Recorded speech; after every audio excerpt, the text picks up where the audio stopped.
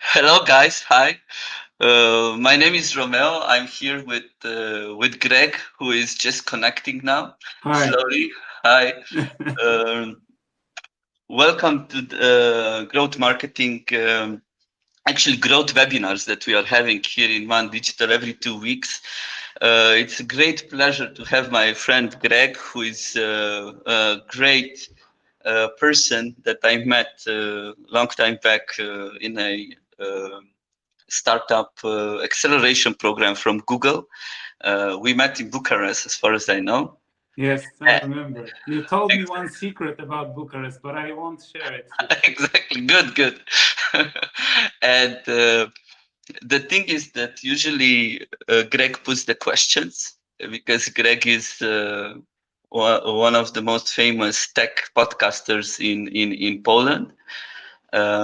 He runs a really great podcast where he actually interviews a lot of tech founders, right? Tech founders usually, correct? Yeah, Entrepreneurs, the founders. majority, at least I would say probably half of them, because the others are just founders of traditional businesses. Cool. So the point is that now it's time for us to put the questions to the main guy on the stage here, and mainly to talk about leadership. So, Greg, maybe you can tell us a little bit more about you and your experience, and also you guys please put in your questions because this is a live webinar. So at this point, if you are on Crowdcast, you can put questions to Greg or to me. It will not be the typical presentation, so on. It will be a conversation. We want to have this human to human touch, so that's why the point is to have the conversation, put the question, and grow together in the next 30 minutes with Greg. So the floor is your, Greg. Meanwhile, guys, you can put in where are you guys from. Very good. Okay, guys. So I'll try to be brief because the topic is very broad. As leadership is something that people can, learn for probably all their life and die without being satisfied with their level of proficiency. So I would just like to, jump into this topic and address these areas that I promised you in the agenda. Just to introduce myself shortly, what I do is I work one on one with business owners and executives in smaller and bigger companies, sometimes with executive boards, so with management teams. And the topics we usually cover include leadership, which means communication, understanding of people, motivation, and so on and so on. It's a broad topic, and basically, I would say most of the problems in business can be covered and can be solved with a proper level of leadership skills. Anyway, so that's just shortly about me. And now I would like to jump into the topics that I mentioned in the introduction, but obviously you can stop me anytime, both Romeo and you guys, and drop a question if you have some more questions or things you would like to mention. So the first topic I put in the agenda, and I think it's very crucial if we're talking about becoming an aware leader and a leader that really brings value to their team. And this is something that as business owners, we rarely think about. It's because maybe one day we started our business and it went pretty well, I hope, and you guys are successful in one way or another. And then on a certain day we realize, okay, but why am I running this business, and what is really driving me, and how does what I do align with what I really want to achieve and what is important for me. And well, as it can sound a little bit abstract, it's obviously very, very important. Um, so, um, so what I would like to say about that is think about how what you really want aligns with what your company does.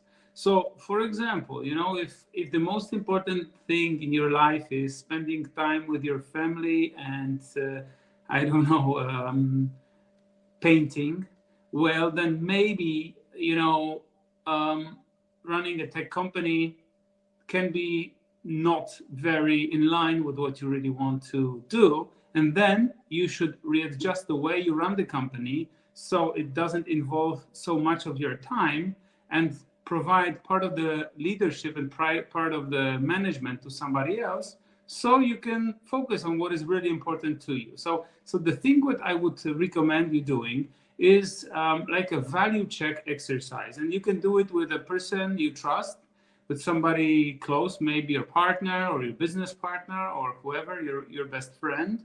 And what I would recommend you doing is just drop values that are really close to you, like they come up in your mind at first thought. So, for example, I don't know, love, trust, honesty, and so on. And you go through the values, you list the values, and then the other person asks you, okay, what is more important for you?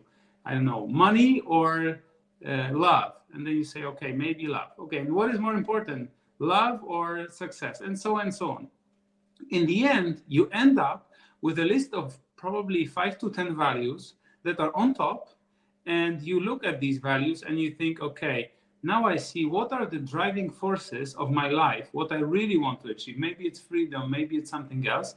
And then when you look at these values and the other person helps you, put them in order, because it's not so easy to put them in order by your own if you don't, look at each of them and do like a scorecard, like in football matches, right? You have these scorecards, and then you look at the values and you think, okay, how does the work that I do, how does the business I run really follow the values that are important to me? And well, of course, it's not. This is I think great exercise, but sometimes I think we are so much into our daily work that we cannot defocus and start rethinking our values. So this is, I think, I mean, me personally, I always have this problem, right? Like you have all the tasks at work, all the errands that you are running after, and then how do we take this step back? Because I think the biggest thing of leadership is emotional intelligence and self-awareness at the end of the day, and awareness of others. So how do we take this step back to reevaluate the values and re-understand what we actually want? Yeah, that's from. I think it's a great question, and it's a big challenge, and not only for you, for many of my clients, and for myself as well. Get looking at ourselves from a perspective, and finding the time to really reevaluate. And I would say, well, most often, the reason for us to find the time is like a very strong impulse. Either we really feel that we really want to change in a positive way, or we go through a trauma. For example, we get too exhausted, or somebody has some health problems or other things that cause them to say, no, I really need to change the way that I work. And of course, that's the most aggressive scenario, where we find the time to reevaluate because we really have no other option. But otherwise, what I would encourage you to do is, maybe sometimes it's easier for us to be accountable towards somebody else. So if it's difficult for you to find time in your calendar and make a meeting with yourself, because it's easier for you to be accountable when you arrange something with somebody else, meet with one of your friends, or maybe build a local network with other people, other founders, and discuss these topics with them. Because I know it's sometimes difficult. It's like going to a workout. If you have a personal trainer, it's much less likely that you're going to miss a workout than when you're planning to work out on your own. It's much more difficult to find the motivation, especially that these small tasks that we do every day, they give us this pleasure. We feel that we're working, but the question is whether we are, rowing in the right direction. And so short answer to this question is just put it in your calendar and commit to somebody else. And and try doing this in a time when you really can do it. Because obviously there are parts of the year or parts of the month where it's just impossible. So you need to have a good, fresh mind. So the best time to do this kind of creative work is definitely in the morning, when our brain is more fresh. And yeah, did I answer your question? Yeah, I was just wondering, what about, because you were marketing manager at some big companies, including Asus, and Yeah. when was this moment when you were, because it was in a booming economy in Poland when things were changing and so technically, so I suppose that there was a lot of tasks, there were a lot of things happening within your team, with yourself overall. So how did you got this awareness that, okay, let's step back and quit this job and change something with what I'm doing, and because it's not regarding the values that I'm actually following. Mm. Okay, so I would say I went through this kind of transformation twice in my life. The first time was when I was really employed at Asus, and I was just working so hard, starting from I don't know 7 a.m. until when I went to sleep, with my laptop, and it was the way it worked. And I felt so super responsible for everything, and it was a very hard time. And I didn't take much care of myself. I didn't work out, and I was really in a very bad shape. And I just got to a moment when I really felt like first symptoms of depression, I would say. So that was a very hard time for me, and I don't wish anybody having this kind of experience that could drive you to transform something. But obviously for me, I thought that I would find a better world where I will have no boss. So if I become my own boss, I will kind of like have more time and so on. Well, the problem is that the difficulty is often not inside of us but outside. Well, sorry, not outside but inside. So generally, the problem was more within me. So I ran my company for a few years, probably six, as far as I remember. Yeah, 6 years. And at certain stage, I realized, what the hell am I doing? And also, it was because some kind of internal difficulties. I had like value-based problems. For example, I didn't want to work for a certain project because I didn't believe in it, but my co-founders and my investors were pushing me to do this, and I had like a very strong value conflict inside. And at a certain point, I said, like, I really can't do it against myself because I don't believe in it. I don't want to cheat my people, my clients in a way. I don't want to do things I don't believe in, and that's how I left. So it was kind of an extreme situation, I would say. But currently, it's completely different. Well, I'm trying to reevaluate my system of values on a more regular basis. So Mhm. Cool. yeah. Because I'm just trying to understand this idea of transformation, and this is what Mm-hmm. Agnieszka is also here. She put a question like, you talked about communication of values. What if Mm-hmm. your team members, like the team members, discover their values change? Mm-hmm. Kids tend to turn values upside down oftentimes. Yeah. Mm-hmm. So talking about that, communication will make both sides aware of redefining values. But Mm-hmm. what then? Yeah, well, that's a great question, and obviously, well, there are two scenarios, right?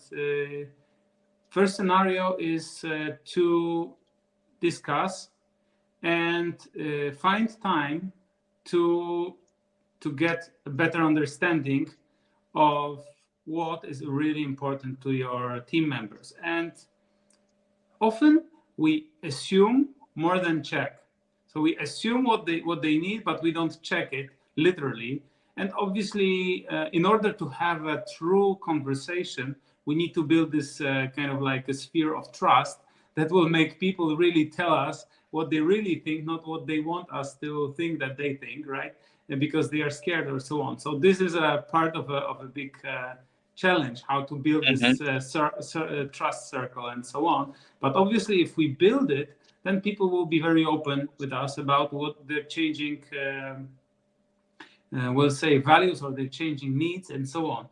And definitely what we can do then is more tactical. So either we can readjust the responsibilities they have, or sometimes some people just have to leave, and it's also natural. I mean, part of the leader's job is to help people. I know sometimes it's counterintuitive because we think about our business and how the numbers will do for our business. But sometimes the most important thing is how can we make the person that works for us happy. And sometimes, as weird as it sounds, it's better for that person to be outside of the organization, even if it means it's a difficulty for our company because we need to find a replacement or so on. But obviously I had a situation like that on my team last year, and I think it all went really well because Agata, who's working with me for 1.5 years, she decided she wants to move from the small environment of Albrecht and Partners into a big corporation because she wants to try it, because she wants some kind of like a structure, bigger structure, security, and so on. And through this conversation, we made it that way that currently we, can meet for dinner, or we can have a drink and we talk, and like she grows. And I think, it was difficult for me in the beginning, but then I realized, okay, I can solve it in the other way. So Which takes me to the next question of Christina. She was asking, okay, what is the magic formula to learn to delegate? Because it's a fight and she's fighting and she cannot see the end of it, right? And she's in tech. She runs this acceleration program in Bucharest. So what's that magic formula?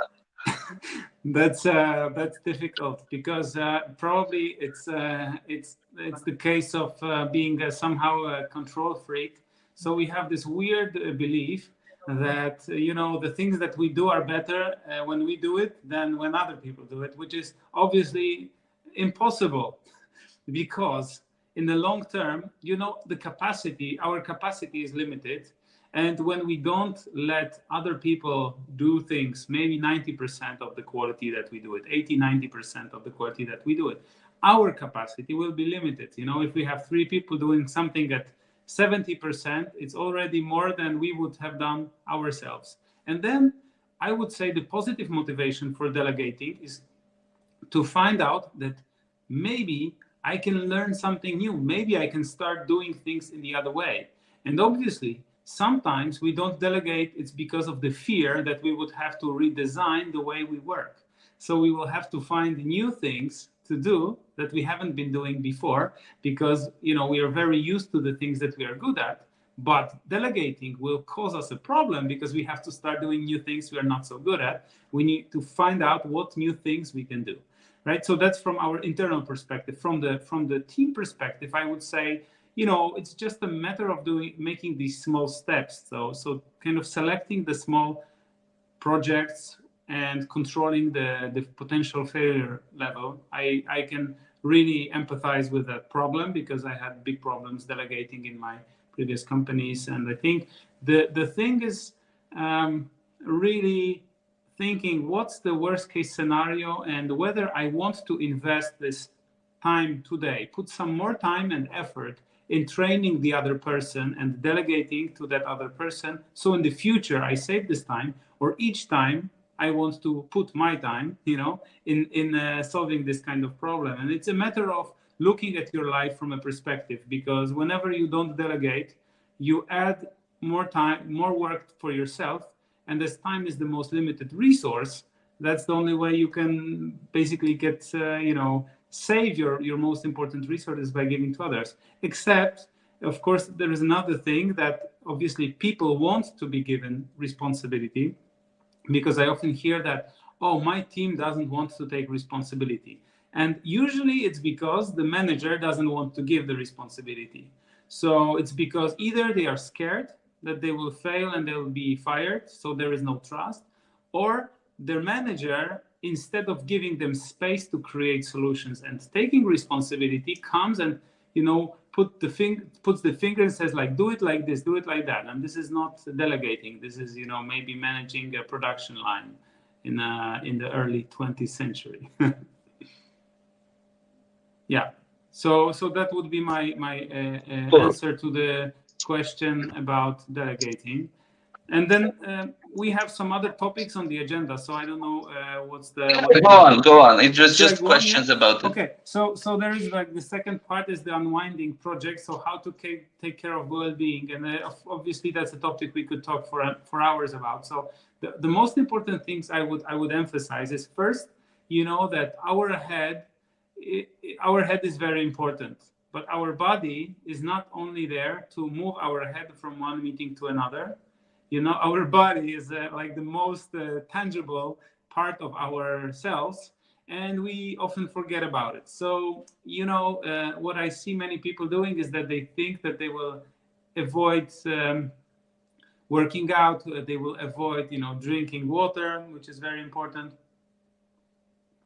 and they don't take care of their physical body. And then it really affects their mental ability to solve problems, and then having patience for their team. So what I see is people getting, you know, a lot of bad habits that we have that are against our well-being, like addiction to social media, you know, like you know, addiction to emails, addiction to meetings, and also bad habits of eating, I know, not working out, and so on.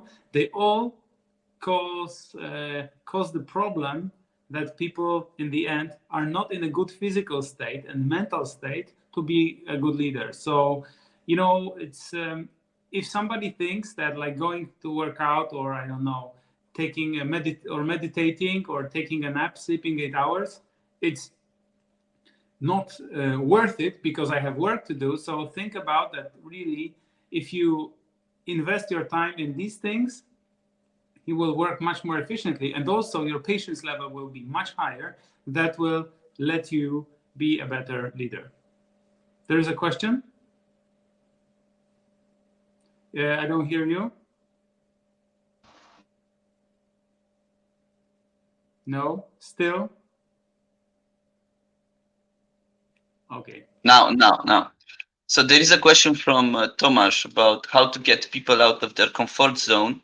But before we go into that question, I want to ask about this the sleeping, because I still remember our time in the airport in Bucharest when the flight was delayed, and then you were telling me about the sleeping, how important it is, and the sleeping app, and so on. Can you more focus on that? Because I can see a lot of people, especially in tech, uh, really not putting a lot of attention to how much they sleep and how yeah, for sure exercise, but the sleeping part I really liked. And maybe you can tell us how we can monitor that and how we can make it much better. Yeah, well, I think there is not much of a science. The only thing is that there is a common myth that some people need only 6 hours of sleep. And when I do a workshop or a speech, I ask like, who of you think that 6 hours is enough? And you know, the whole group will raise their hands. And it's just funny because science shows that the number of people for whom less than 7.5 hours of sleep is sufficient is 0.00001%. So it's just impossible that they're all in one room with us, right? So, and that's a big problem because somehow not sleeping has become like, you know, like a sport, like a competitive sport among CEOs. It's so very funny. And hopefully now, because of the well-being trends, it's changing. But the basics of the sleep are just, you know, there's a good book which I recommend. It's called Why We Sleep, and that's a good book. And another one about, it's called Atomic Habits by James Clear. And there he describes this experiment where, as far I remember, it's in that book, that where he tells the story where there were two groups of participants in an experiment, and one of them was sleeping for like 6 hours for 2 weeks, and the other group was sleeping 7.5 hours every. Atomic Habits, HABITS.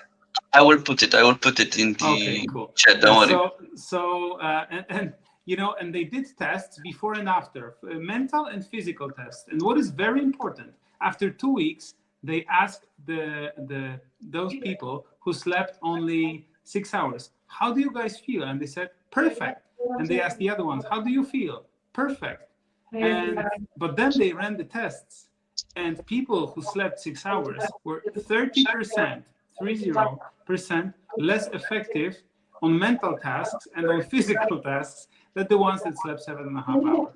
So basically, all the effort that you put can be spoiled because your efficiency is 30% lower if you don't sleep on a regular basis. Exactly. Yeah. So thanks for that. So how do we get people out of the comfort zone? Yeah, that's a good question. But I would say it's like, how do we put ourselves out of the comfort zone? It's the same question and the same answer, right? And I think that the most important thing is it's a very individual thing. So I know it's difficult to manage it on a group level when you have a big group. Certainly on a smaller level where we are talking about one-on-one relationships, is important to understand what is really the value of the other person and what is important for that person and what will drive that person to achieve a certain state. So for example, if somebody doesn't care about money, don't tell them that, if they get out of the comfort zone, they will get more money. Because maybe for them, it's very important to be recognized and to be seen as a really, really, important member of the group. Or maybe it's important for them to help others. So you can tell them, okay, in order to be the great team leader, so all the people on your team are happy, what you need to do, you really need to improve your public speaking skills, for example, so you can influence your team better and they will feel they have a better leader. So the thing is, what is important for that person and how can you connect what is important for that person with the thing that you want that person to do? And there is no one answer to that question because it depends on the certain problem that we want to address. Yeah. There is a question I can see. Shouldn't people put themselves out of the comfort zone and so then we can just support them in development? Well, obviously that's the perfect scenario. However, and I would say 90% of cases, I agree with that because we shouldn't force anyone to get out of the comfort zone. However, some people sometimes just need some this encouragement because a group of people can be more risk averse, and it's important for these people to emphasize to them what the risk level is and why it's not a big deal when they take this risk. I would say, it's obviously better to have a group of people who are all, driving into the unknown, but sometimes also good to have these people who are more withdrawn, and to them we can offer some kind of encouragement and then help them develop. But in general, I agree that we shouldn't force anyone out of the comfort zone by force. It has to be their own decision based on their own goodwill and their own internal motivation. That's why I mentioned the internal motivation within this topic of getting out of the comfort zone.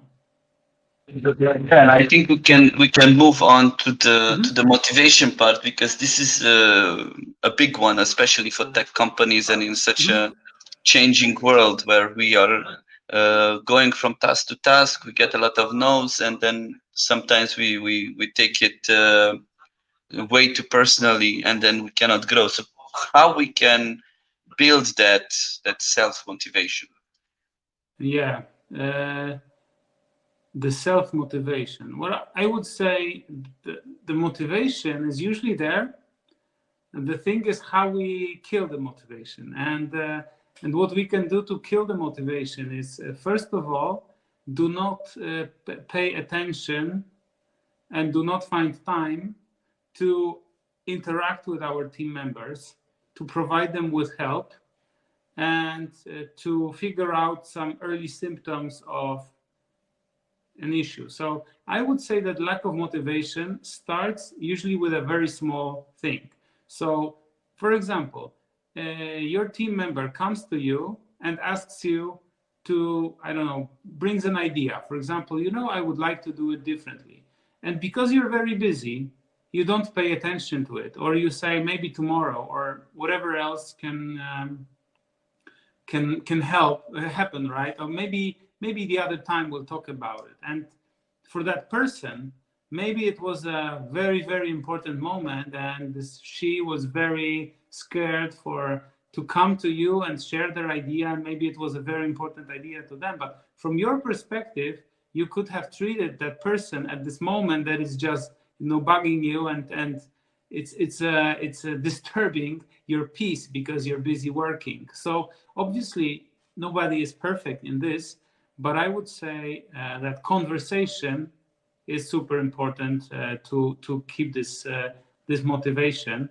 Then the other thing is about the hypothesis that is called, the theory called flow. So basically, where you want people to be, you want people to be in the flow zone, which is slightly above their competence level. So they are always challenged with the task they get, but they're not killed by the challenge. So for example, if you get somebody as an intern and you ask them to do, I don't know, the presentation at the board meeting, well, you may probably kill that person. This will not improve them. Exactly. It will not improve their motivation. But if somebody is at a certain level for a too long period of time, it's like with animals, our senses just get blunted, and we become we're put into a routine, and this routine can kill us. So I would say for motivation, it's important to put challenging tasks, also put effort into executing and figuring out. What I see very often is people or managers, they ask people to do things, but they never verify, or they never validate this. And this also puts a level of, okay, maybe there is no consequence management, maybe I don't have to do it. And this lack of attention is the first killer of this motivation. So if you put interest and you give people tasks that challenge them and you track it, this will drive motivation naturally. And one more thing, which I should have put in the beginning, is to sell the purpose of why we're doing it. Many people want to understand the purpose, why this business is going, how we're going to change the world. And of course, not every business will change the whole world. But the question is, what is the purpose of doing this business? Is it just to write 27,000 lines of code? Or we're going to build together a great product for our client that will help him, I don't know, change a certain industry or whatever. So also the communication is very important for building this internal motivation. So I think we talked about a few things. We talked about the idea of self-motivation, yes, well-being, values, and also getting people out of the comfort zone. So yes.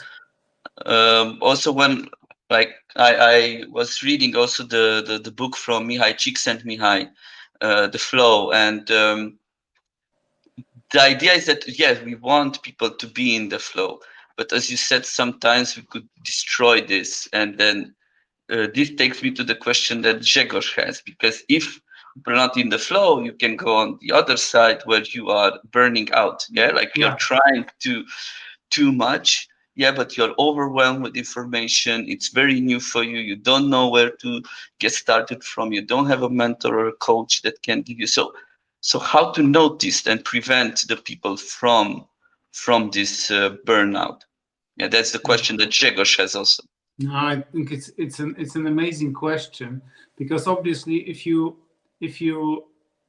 employ the top talents, very ambitious and very self-driven, it can often be the case, especially with young people who are just crazy for growth. And then also the best answer is the attention, because attention and awareness. So being attentive to how that person behaves and being aware how to set the goals and see how this person reacts. Because obviously you may have a person that will always tell you, yeah, I can do more. Yes, I can do more. And then at a certain point of time, this person will be just super tired. So I would say we as a leader, it's a great responsibility to be aware that we should not accept every offer from our team member to put another hour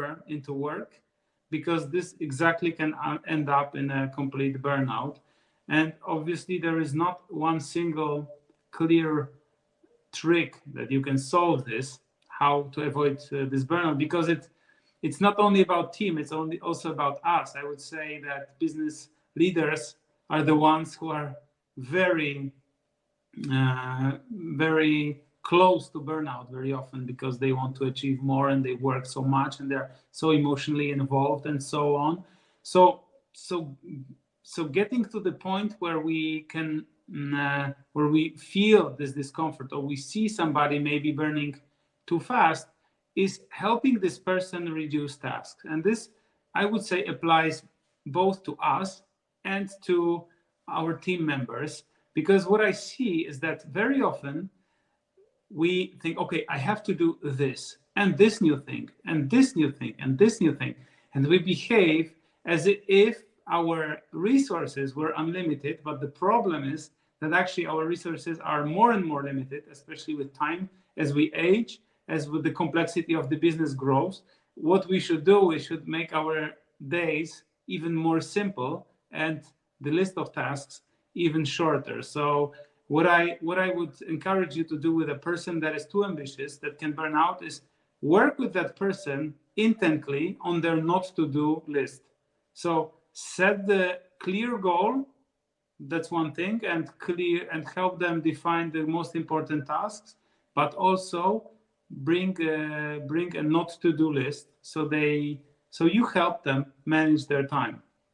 Because I would say that often what leads to burnout is not necessarily that we want to achieve too much, but we want to do too many tasks. So sometimes it's more about doing the tasks than achieving things. And if we refocus, there is this interesting book, maybe it's a little bit oversimplified, but I think it's interesting. It's called The One Thing. So what is the one thing that if you made it happen, it will make all the other things unimportant, right? And that's a book that I think tells you how to be more selective. And the other one is Essentialist, also very, very good book, which I recommend to everybody that is working too much or tends to do too many things. Because my theory is that you can do only three things in one day, and that will probably be enough at any position at work. Well, maybe if you're picking up calls, then that's not enough. But in any kind of like early managerial role, if you do 2-3 most important things in a day is enough. And people try to do 32 things, and they end up frustrated because they did 30 things, and instead of being happy that they did 30 things, they didn't do 2, and they're frustrated. And one more thing to keep the motivation, I missed that, is an important thing, is to celebrate. So basically, yesterday I had a conversation with one guy, an owner of a company, and he tells me, no, we have this problem, people are like this, like that, and then I discuss with him, and what I see is the only thing he does, he gives negative feedback all the time, like this, correctional, it's like, it says like this correctional impulse that you try to correct everyone, say like, this is wrong, but they never give positive feedback, like, oh, you did it really well. And you should give 3 to 5 positive feedbacks in the place of one negative feedback. And we usually do the other thing, and that also kills motivation. So just that's part of the previous question. And another thing that I can see a lot, especially when we are in marketing, is that we let actually the perfect be the enemy of done, right? Like we are not just, okay, it's okay how I did it, it's fine, I can send it out, and it doesn't need to be perfect, because either way we will iterate it, we will change it, especially in our world where everything changes in every 3 months. So whatever we did, it might not be the same in 3 months from now. and Yeah. then we are burning out because we want it to be perfect. It needs to be perfect. No, it's fine if it's, the point is to do it and just move forward. So I'm not Yeah. saying it that just do it badly and not be detail oriented, because we need to be. But let's don't burn out, and because, okay, I'm not sending this email out because I need to read it 5 times before I send it out, and Mm. you know, uh, Yeah, it's funny because I would say it's pretty arrogant at our side to believe that we can do something perfectly. exactly. So Nobody can do anything. It will never be perfect. So let's like roll on and just like let's uh, let's create the movement in the universe. Let's keep the flow of tasks instead of like burning your efforts, your energy on one task instead of just putting a few things to life. Yeah. which takes me to the next question, which is about leaders that you interviewed, because you Mhm. talked with a lot of them, and in your podcast I'm just curious to understand, what are those habits, values, what are those things that inspired you or that you learned from these leaders that we can also put some more attention to. Mhm. I would say that the most important habits is just really having people at the core of the company. And it sounds so simple, but we are often very good to our clients, but not necessarily having enough attention for our team members. Second thing is to for in order to protect your best team members or your really good team members, you need to be very careful and selective in keeping within your company these people who are underperformers or have different value sets and so on. I mean, it's very crucial in order to keep the team complete and driving in the right direction. Is what I think Steve Jobs said about the A players, B players, C players, and so on. I mean, it sounds maybe pretty radical, but it's very true. Right now, I work with one company, and there's a group, the executive team, and one of the team members is just completely not helpful to other team members, and the question is what to do. Whether it's better to keep that person because that person today is doing a great job in their field, or to replace this person because the behavior of that person is killing the work and the motivation of all the rest in the group. So that's also one thing important about the leadership. Then thing that is also very useful is just like habits. So have a habit of communicating with people, and it doesn't have to be very formal. A good habit is even to get like on a short call with somebody to just understand how that person feels. It doesn't have to be like a formal meeting. For example, in one company I worked with, I encouraged, let's say, encouraged the CEO to change the way they meet the management team meetings. From a whole day, they used to spend a whole day on a management meeting, which was crazy. And they shortened it to 1.5 hours, which really enforced the structure and the quality and the task. So the value of the meeting has changed. So a short meeting, short call with people is very, very helpful for leadership. And as long as you do not disturb your team and you give them trust and you give them complete responsibility over certain areas, you can be a good leader, because the biggest challenge of leaders is this micro manipulation and micromanagement of tasks and showing lack of trust, and also not being transparent with people. I have a few books here, which, because I don't know how much time we have, but definitely because there was also a question about the best books for leaders, and so I have a bunch of books here with me, which I would love to show and explain Please, why I believe they're we important. have So we have 15 more minutes. So also, guys, if any of you want to get here live with us, you can easily do it if you have some questions for Greg. So just yeah, let us know. But yeah, feel sure. free, So Greg. maybe I'll jump to the books, and then if you guys have some more questions, I don't know how to jump in live or so on, but I would love to see you, and that will be fantastic. So I can let me I go can through I the can put books. Yeah, let me go through the books, and then after the books, maybe we'll also have some more questions or so on, and I would be glad to help. So that's, I would say, that's one of the Bibles of leadership. It's called Start with Why, and it's a great great book by TEDx talk also. yeah, it's a great book. The other book by Simon Sinek I even like more. It's called Leaders Eat Last, and I would say these two books are just a must read.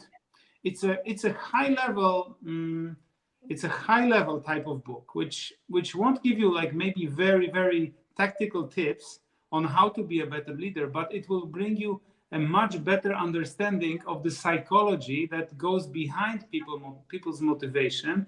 And thus, start with why is the main concept of the book is, what is the why? Why are we doing this business? Why is this company working? And definitely, what is cool about it is that you start by asking yourself about your why, and it also helps you with the task or that I recommended in the beginning of this webinar. So think about your values, and the Start with Why is an amazing book that shows how showing the why the company exists, thinking about it, helps you drive people with a very clean and clear message, that because people want to join you for a journey. Why did people go to war? Because some people wanted to go to war, they wanted to fight for a certain cause, and still people, fortunately, hopefully without armed conflicts, people want to go to war. So that's it. Then I'll go to another question, and I will then answer because I see there are some questions. I'll go to another book, and then I will address these questions, obviously.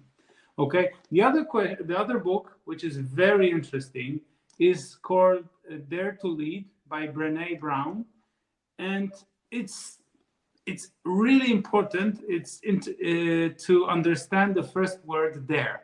So generally, the book is about using courage and finding courage to become a leader, but also it describes three or four, I don't remember, four most important components of being communicating and working with your team. So one of the top books on leadership.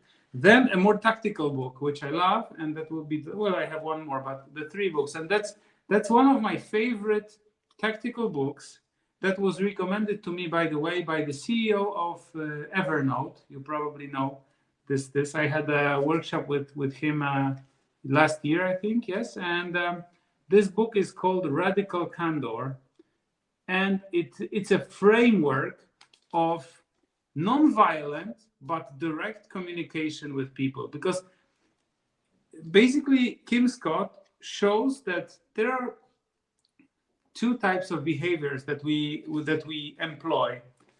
One is two axes. One is, do we care about the other person or not? And the other one is, do we challenge or not? And obviously, the best model is to care and challenge. And if we don't care and challenge, it's usually being obnoxious, right? If we care but do not challenge, it's against the other people's development, because we don't challenge, so we don't give them feedback because we care.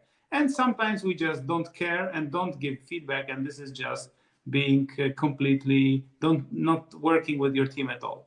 And the Radical Candor is a framework that shows you how to be more direct with people. And I think it's a big challenge for many managers, especially this yellow type of manager, people who want to have, be very close with their teams and want other people to love them. And then they escape challenging and they lose time. And challenge is a gift because it helps other people grow. So Radical Candor is the most tactical book and out of these three, and I really recommend it. And then I brought another book, which is not on leadership per se, but it emphasizes an important thing that I believe in a lot.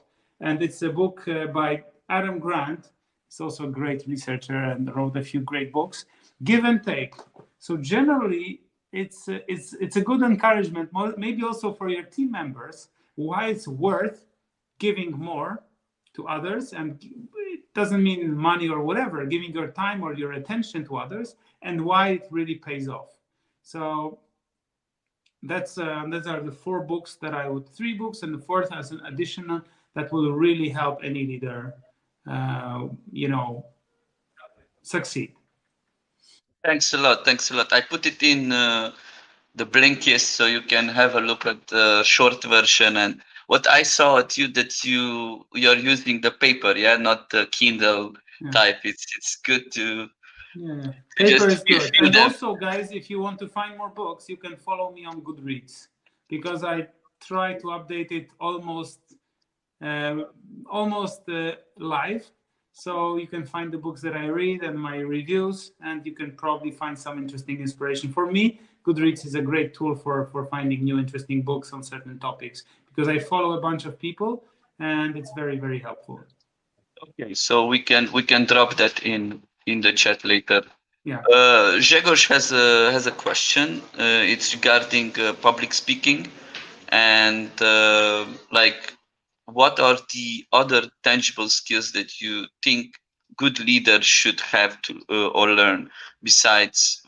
I suppose there are a lot of things here, Grzegorz, but any other things that we didn't mention at this point? I would say there is never enough learning about yourself.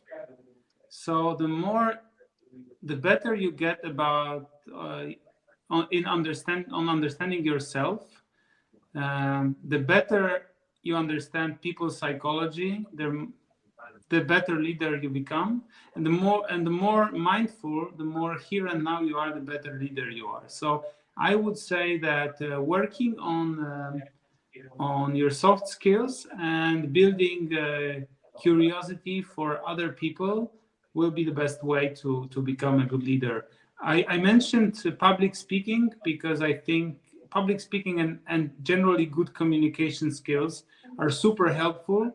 And what I would recommend, and I know many leaders who did it, however, it's quite of an investment and it takes time, is coaching. And I don't mean only using coaching, so hiring a coach to develop your skills.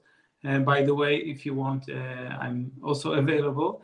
But I would say rather even becoming a coach. So for me, it was first I went through a coaching process that was very helpful. But then I decided that I'm so interested in what drives people that I went through a coaching course, how to become a coach. And that gives a lot of interesting insights to how people's motivation work, what are their assumptions that limit them, like limiting assumptions, what is the meaning of the words that they use. And these are the things that I believe it's very important. And now we are going into a more trendy topic and questions like leaders, like man leaders and woman leaders. Do you see differences? Yeah, well, it's a difficult question, because I would like to say that there is no difference, because by default I believe that there is no difference, but obviously still cultural issues arise depending on the country you work in, and also on the culture that you're in, because obviously there are some cultures where the difference between women and men is not so visible, or not visible at all. Like in some Scandinavian companies, in Nordics, you don't see that difference at all. But obviously, in certain cultural, let's say, territories, it does influence, and it's not so easy. And definitely, this topic is very interesting. I would say there are multiple very interesting leaders, and I would say thought leaders, women thought leaders, that I think are just amazing. I would mention Oprah Winfrey.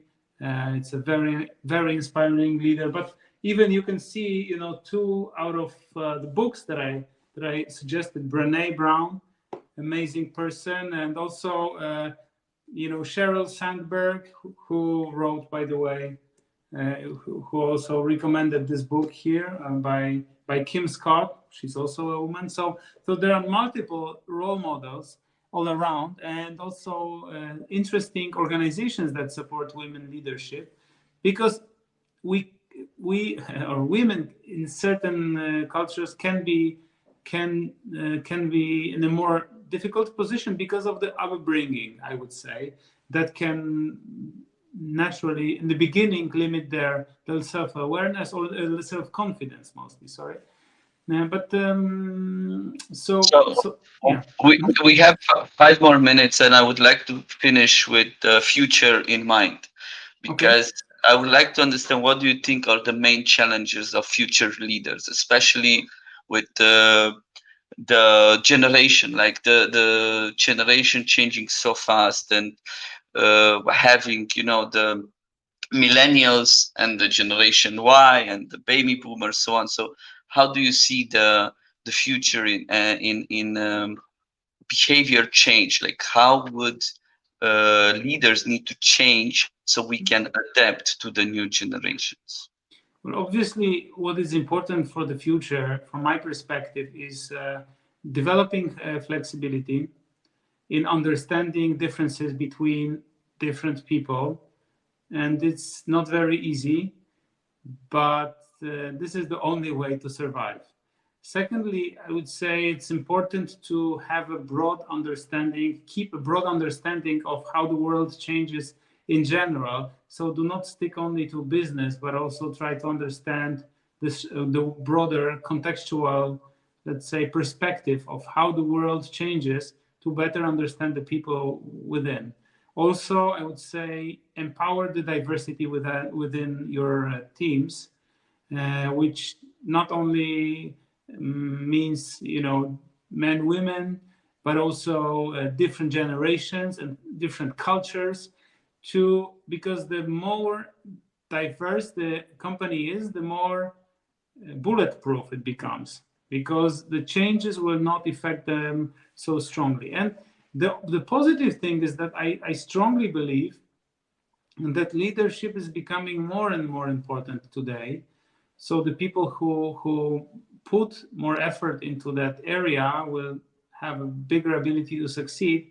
It's because in general we are becoming less and less connected in the real life and more connected digitally, which is confirmed, by the way, by research. This is not, our brain doesn't perceive this kind of connection as a real connection. There is a book by Cal Newport, new book. I generally recommend all of his books, but book by Cal Newport called Digital Minimalism, and he mentions research that shows that when we are connected digitally, it doesn't create the bond we are physically as people meant to build. So we will have more and more people which are unused to communication with other people, which will have difficulty becoming leaders, becoming managers. And this is obviously a big risk and a big opportunity for those who will focus on developing these skills. So I would say that people think, okay, now, artificial intelligence will eat us alive. It's the end of the world and everything will be digital. And I would say it's totally the opposite. It's the renaissance of humanism and of people. So it's never enough of investing in that area, because understanding people better will just make your life easier, regardless of what you do. If you run a business, or you talk to your family, or you do whatever you want to buy a car, understanding people is a crucial component to becoming effective and understanding their needs and adjusting to it.